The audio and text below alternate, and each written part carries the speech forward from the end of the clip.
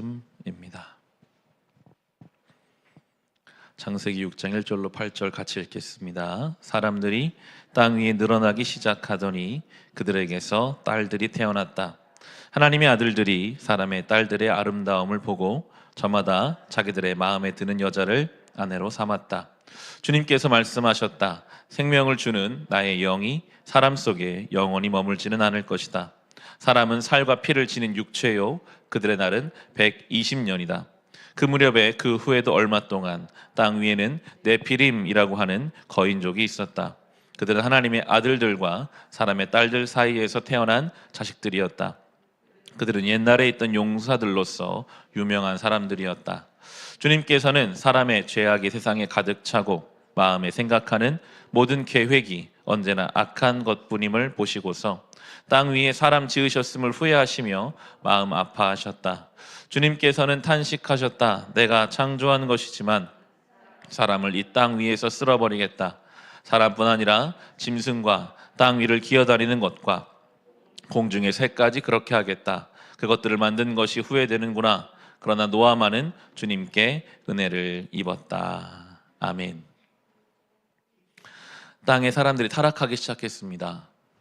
2절 말씀을 다시 보시면 하나님의 아들들이라는 무리가 나오고 사람의 딸들이라는 구별함이 나옵니다. 아마도 하나님의 아들들을 셋의 계열로 이렇게 보고 사람의 딸들을 가인의 계열로 이렇게 구분합니다. 그래도 구별되어 있었던 그 셋의 자녀들이 어느 순간부터는 이제 더 이상 보이지 않는 하나님을 보려고 하지 않고 자기 눈에 보이는 아름다움을 보기 시작합니다. 하나님의 말씀을 기준으로 선택하지 않고 자기들이 좋은 대로 자기들의 마음에 드는 대로 선택하기 시작합니다. 그렇게 구별되었던 자들의 그 구별됨이 흐릿해지면서부터 거룩함이 없는 세상은 하나님의 마음을 아프게 합니다. 거룩함이라는 것은 결국 보이지 않는 하나님을 자꾸 보려고 하는 것이고 어떤 결정 앞에서 말씀을 기준 삼는 것인데 그냥 내 눈에 보이는 대로 그냥 내 좋은 대로 선택하고 따라가기 시작하면서부터 거룩함을 잃어가게 되었습니다. 이어지는 5절과 6절이 이렇게 그 시대를 표현합니다. 주님께서는 사람의 죄악이 세상에 가득 차고 마음에 생각하는 모든 계획이 언제나 악한 것뿐임을 보시고서 땅 위에 사람 지으셨음을 후회하시며 마음 아파하셨다. 아멘. 죄악이 세상에 가득하고 그 마음에 악이 온전한 것을 하나님께서는 마음 아파하셨다. 놀라운 표현이죠. 하나님이 후회하시고 하나님 마음 아파하시는 분이실까? 신약의 표현으로 연결시켜 본다면 에베소서 4장 30절에 성령을 슬프게 하지 말라. 개역 성경은 성령을 근심케 하지 말라 합니다. 우리 안에 계신 성령님이 때로 슬퍼하실 수 있고 근심하실 수 있음은 오늘 이 본문과 마찬가지죠. 하나님은요 우리의 안고섬을 아시거든요. 우리의 마음이 어떻게 쓰여지고 있는지 이것을 어떻게 판단했고 판단 기준이 무엇이었는지 하나님 다 아시기 때문에 그걸 보시고 마음 아파하십니다. 그런데 그냥 하나님이 마음만 아파하시고 마음만 끓이시지는 않죠. 하나님 능력이 있으시기 때문에 때로 적극적으로 그 문제에 책임을 물어야 한다면 책임을 물으십니다. 그게 오늘 내일 살펴볼 홍수의 심판입니다. 심판이 필요하다면 하나님은 마음 아파하시지만 심판이 필요하다면 심판하십니다. 모든 것을 다 새롭게 시작해야 한다면 모든 것을 다 쓸어내고 새롭게 시작하시는 하나님의 공의, 하나님의 심판을 함께 볼 수 있습니다. 하나님의 은혜와 사랑, 정의와 심판이 같이 오늘 본문 앞에 들어가죠. 하나님은 균형 있게 일하시거든요. 그냥 아무것도 안 하고 은혜랑 사랑만 베푸시지 않습니다. 책임을 물으시죠. 분명하게 값을 치르게 하십니다. 그러나 그 값을 치르고 책임을 물으시는 중에도 하나님의 은혜가 같이 있습니다. 때로 우리는 하나님에 대한 이해를 가짐에 있어서 이 하나님의 은혜와 하나님의 심판에 대해서 한쪽으로 좀 기울어져 있을 때가 있습니다. 하나님의 심판과 책임을 물으시는 것에 대해서 너무나 가볍게 여기고 그냥 나 편한 대로 나 좋은 대로 하나님 찾는 경향도 있고, 반대로는 너무 하나님을 향한 경직된 마음을 가지고 두려워하면서 신앙생활을 하기도 합니다. 성경은 하나님이 심판하시고 또한 사랑하시는 분이심을 넓게 우리에게 보여주고 있습니다. 늘 우리의 신앙 안에도 이런 균형을 잡아가는 노력이 필요합니다.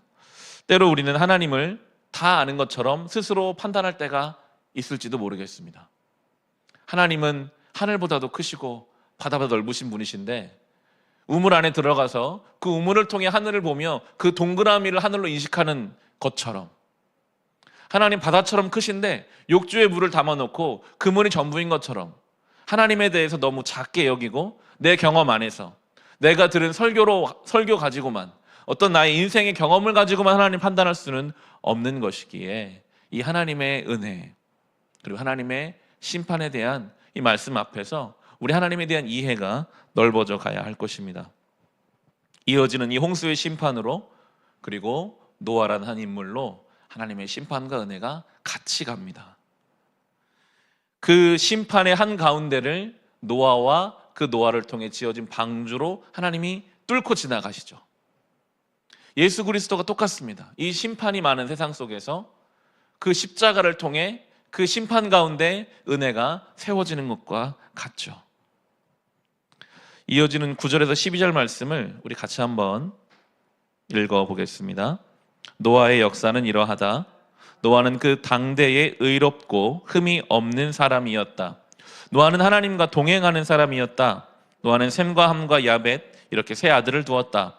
하나님이 보시니 세상이 썩었고 무법천지가 되어 있었다. 하나님이 땅을 보시니 썩어 있었다. 살과 피를 지니고 땅 위에서 사는 모든 사람들의 삶이 속속들이 썩어 있었다. 아멘. 하나님과 동행하는 사람 노아가 있고, 무법천지이고 썩어가는 세상이 있었습니다. 생명으로부터 떨어져 나오면 바로 썩어가는 것입니다. 동상에 걸리면 손끝과 발끝에 피가 전달되지 않으면서 불과 몇 시간 전까지만 살아있었던 그곳이 바로 썩어가기 시작하죠. 피가 통하지 않으면, 생명이 전달되지 않으면 그 부분은 죽어져서 죽음의 어떤 증거가 되는, 썩어지는 것이 오늘 성경의 표현입니다. 세상이 썩어 있었다. 하나님으로부터 공급되는 생명이 전달되지 않으면요, 세상은 마치 동상에 걸린 것처럼 색깔이 변하고 썩어져 가게 되죠. 예수님 당시에 성전 종교가 그렇게 썩어 있었고, 종교개혁 당시 로마 카톨릭이 그렇게 썩어 있었으며, 그리고 어쩌면 이 시대를 사는 우리의 신앙이라는 이름으로 포장된 어떤 영역들도 하나님의 은혜와 말씀이 흘러가지 않으면 썩어 있을지 모르니, 우리는 늘 내가 그렇게 되지 않기를 애써야 합니다. 다른 사람을 지적할 필요가 없습니다. 저 사람이 저런 걸 보니 썩은 신앙이다, 우리는 그렇게 말할 자격이 없습니다. 내가 그렇게 되지 않기를, 오늘도 그 은혜가 내 안에 공급되지 않으면 내가 썩을 수밖에 없는 존재임을 늘 생각하면서 주의 은혜를 우리는 사모해야 할 것입니다. 하나님은 그 심판 가운데 방법을 정하셨습니다. 방주라는 방법으로 구원하시기를 하나님은 정하시죠. 13절, 14절 보시면 우리 같이 읽어보겠습니다. 하나님이 노아에게 말씀하셨다. 땅은 사람들 때문에 무법천지가 되었고 그 끝날이 이르렀으니 내가 반드시 사람과 땅을 함께 멸하겠다. 너는 잣나무로 방주 한 척을 만들어라. 방주 안에 방을 여러 칸 만들고 역청을 안팎에 칠하여라. 아멘. 심판날에 구원의 방법을 하나님이 정하셨습니다. 그냥 정하신 것도 아니고 재료도 잣나무로 정하시고 그 방법과 모양까지 다 정하십니다. 길이, 구조, 형태까지 하나님이 다 정해 놓으시죠. 이것이 십자가와 연결성을 갖습니다. 심판의 때에 하나님이 마치 방주라는 구원의 방법을 결정하신 것처럼 십자가라는 구원의 방법을 결정하셨습니다. 거기엔 어떤 이유나 설명은 없습니다. 하나님이 그렇게 하시기로 한 거죠. 그 방주를 통해서만 생명이 구원되듯 십자가를 통해서만 생명이 구원되게 하신 것입니다. 이 이야기를 들은 노아가 허무맹랑한 이야기로 치부할 수도 있습니다. 하나님, 그런 일이 정말 있겠습니까? 아니, 그리고 하나님이 사랑이시라면 왜 심판하십니까? 하나님은 잘못된 거 아닙니까? 그런데 그런 이야기들이 성경에 기록되지는 않습니다. 노아는 그저 순종합니다. 네, 그렇게 하겠습니다. 그리고 순종의 결과물로 방주가 지어지게 되죠. 성경이 우리에게 노아에게 하나님 말씀하셨듯 분명하게 메시지를 전합니다. 끝이 있다. 그 마지막에는 마치 홍수로 모든 죄가 멸해지듯 죄로 인해 모든 것 심판당할 것이다. 세상의 종말이 먼저 올지 우리의 개인의 종말이 먼저 올지는 알 수 없습니다. 그러나 분명한 것은 끝은 있다는 것입니다. 그 끝에는 분명히 심판이 있을 것이고 방주를 타지 않으면 모든 것이 죽는 것처럼 십자가를 통하지 않으면 모든 것이 죽을 것이라 성경은 말하고 있습니다. 그 이야기 앞에 세상은 허우맹랑하다고 말합니다. 그런 일이 있겠냐고. 말도 안 된다고. 노아 때도 그랬어요. 비가 오는 그 순간까지 사람들이 무시했습니다. 아무도 듣지 않았습니다. 듣는 자만 살았죠. 듣는 자는 방주라는 순종의 결과물을 만들어 내었습니다.